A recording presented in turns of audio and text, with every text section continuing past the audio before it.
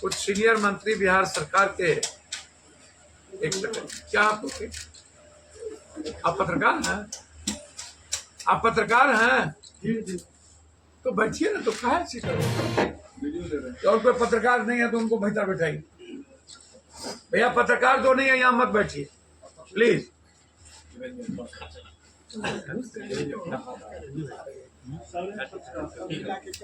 ठीक है, धन्यवाद, नमस्कार। आप सबको रमजान सरूल रामनवमी की ढेर सारी शुभकामनाएं। फिर हम लोग एक मजबूत जीत की ओर एनयूसीआई बढ़ रही है। आज एनयूसीआई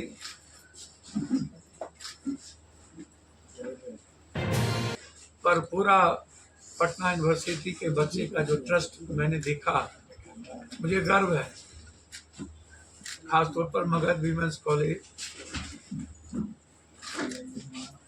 और पटना यूनिवर्सिटी के सारे बच्चों का।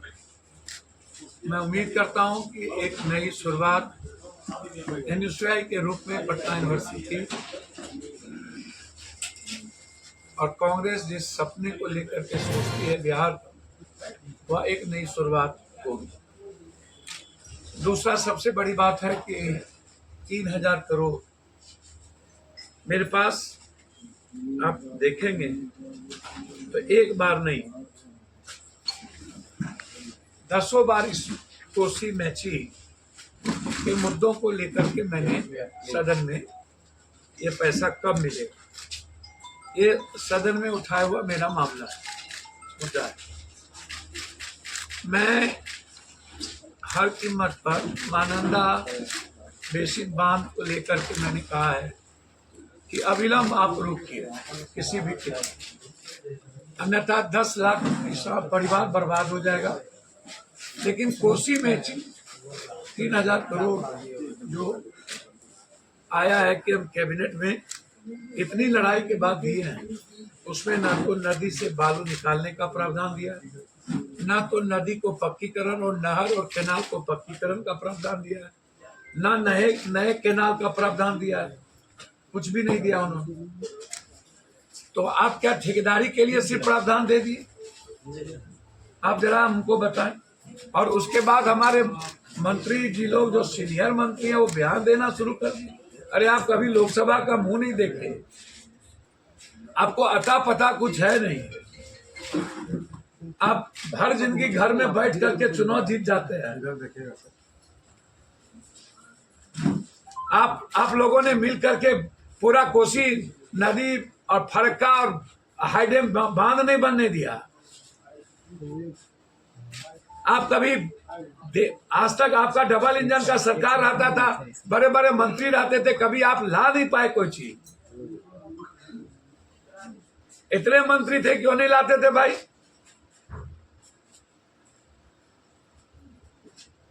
आज ही सब कुछ क्यों आ रहा है? आपने कभी एयरपोर्ट की चर्चा की कि अंतर्राष्ट्रीय करो? आपने कभी चर्चा की कि यहां से सबसे ज्यादा प्रवासी मजदूर बाहर जाते हैं, गल्फ जाते हैं, अरब जाते हैं, दुबई जाते हैं, यहां से शुरू करो, बच्चे पढ़ने बाहर जाते हैं।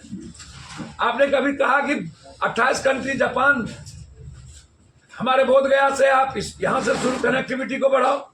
आपने कभी कहा कि सीता मैया के लिए मुजफ्फरपुर को उड़ान में लाओ, बीरपुर को लाओ, सहरसा को लाओ? कुछ नहीं। मुजफ्फरपुर सीन से, भागलपुर सीन से गायब। आप कभी मेट्रो सिटी के लिए नहीं लड़ते हो? आप कभी स्मार्ट सिटी के लिए नहीं लड़ते हो? आ तो रहे हैं आज हमारे सबसे मजबूत कदावर नेता, एनडीए के, उससे कदावर नेता तो है नहीं। आज वो लकीर लिख के जाएंगे कि कितना बड़ा नफरत पैदा करके हम लोग को चुनाव लड़ना है। तो भैया नफरत से अच्छा है विशेष राहत दे दीजिए, विशेष पैकेज दे दीजिए। इससे अच्छा तो कुछ नहीं हो सकता। आप दे दीजिए, आपको चुनाव वैसे ही जिता देगा बिहार की जनता। आप दे दीजिए विशेष राहत। मैं सच कहता हूं कि वैसे ही जनता जिता देगी। दे दीजिए बंद पड़े फैक्ट्रियों, मेरा डिमांड है, हम आपको दिल की गहराइयों से धन्यवाद देंगे। बिहार के 13 करोड़ लोगों के सवाल पर कोई राजनीति हम नहीं करेंगे। तीसरी चीज, चंद्रबाबू नायडू जी ने फैसला लिया है वक्त को लेकर। मैं उम्मीद करता हूं नीतीश कुमार जी भी वक्त को लेकर के कठोर फैसला लें। खड़े हुए लो पुरुष है। मैं नीतीश कुमार जी से आग्रह करूंगा, वक्त के सवाल पर और संविधान की रक्षा के सवाल पर आप मजबूत निर्णय। अंतिम में मैं ईडी से लेकर सीबीआई से लेकर प्रवर्तन निदेशालय से लेकर सबको चिट्ठी लिखी। ये चिट्ठी है चीफ इंजीनियरिंग इन चीफ सभी विभाग की, चाहे वो बिल्डिंग हो। मेरा सवाल है, आज मैं जा रहा हूं चीफ सेक्रेटरी साहब से मिलने, कि क्या कारण है कि दुनिया में बिलों में टेंडर होता है, बिहार के लगभग टेंडर एवब में क्यों, वो भी 2.5 एंड 2.6। जितने भी बिहार में सरकार भवन का टेंडर हुआ, executive engineer, AC, chief engineer और इंजीनियरिंग इन चीफ, ऊपर से नीचे तक सभी लोगों ने 10% रुपया लेकर के टेंडर किए। मैं सरकार से मांग करता हूं, जो भी टेंडर शेड्यूल में और एबव में हुआ है उस टेंडर को कैंसिल करिए, नहीं तो हम हाईकोर्ट जाए। और जो भी विभाग है, चाहे वो पीडब्ल्यूडी हो, आरडब्ल्यूडी हो, हम सदन में जल नल योजना के लिए निगरानी और ईडी से जांच के लिए मैंने मांग की। हमने स्पष्ट कहा है कि चैलेंज करता हूं, आप 20% भी हमको जल नल दिखा दीजिए, हम राजनीति से संन्यास लेंगे। अभी आरडब्ल्यूडी में क्या हुआ, बड़ा बड़ा ग्रुप बना दिया गया, 100 करोड़, 150 करोड़, 40 करोड़, ताकि बिहार के मिडिल क्लास के बच्चे जो ठेकेदारी करते वो ना ले पाए, और ऊपर 5% दे करके फिनिश्ड हो। पूर्णिया में भी 9 ग्रुप का टेंडर हुआ 3 दिन पहले, वहां के एग्जीक्यूटिव इंजीनियर और सब लगाकर शेड्यूल में मात्र 5 माफिया और नेताओं से मिली भगत करके लगातार हमने सारे टेंडर की जांच की मांग की, और इस टेंडर को कैंसिल करने के लिए हमें हाई कोर्ट क्या सुप्रीम कोर्ट तक जाना पड़ेगा। तो 2 तारीख के बाद ये क्या कारण है कि आप 40 करोड़, 100 करोड़, 150 करोड़ का ग्रुप बना दिए। ये 10 करोड़ रुपया एक मुश्त किसके पास 20 करोड़ होगा तो जमा करके टेंडर लेगा बिहार में।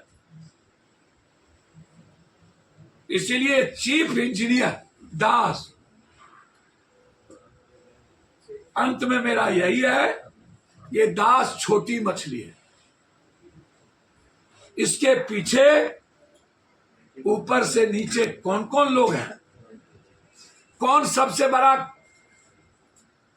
कॉन्ट्रैक्टर है, और उसका मोबाइल किस किस से बातचीत डेली होती है, उसका लोकेशन क्या है, सीसीटीवी फुटेज क्या है, इन सारे मुद्दों को लेकर के, और दिल्ली से लेके पटना तक कौन कौन नेता इसमें इन्वॉल्व है, हम हाई कोर्ट जा रहे हैं। कोर्ट में हम फाइल करने जा रहे हैं कि दास छोटी मछली है, प्रमोशन कब हुआ, प्रमोशन किसने दिया,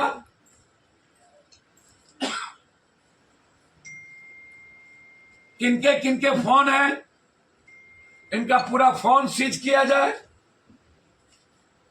पूरा फोन निकाला जाए, और कौन कौन टेंडर।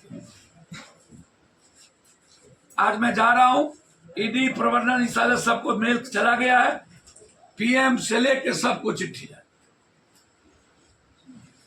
बिहार को लूट का अड्डा बना दिया गया, भ्रष्टाचार की गंगोत्री बना दी गई।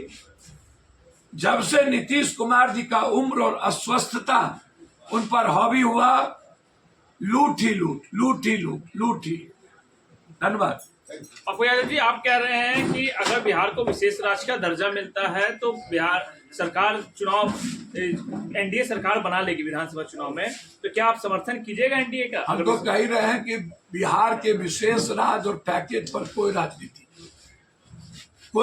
नहीं। हम ये थोड़े कहेंगे कि समर्थन करेंगे, राजनीति नहीं करेंगे। बिहार की जनता सबसे ज्यादा संवेदनशील है। जो बिहार के लिए सोचता है उसको बिहार देता भी। धन्यवाद।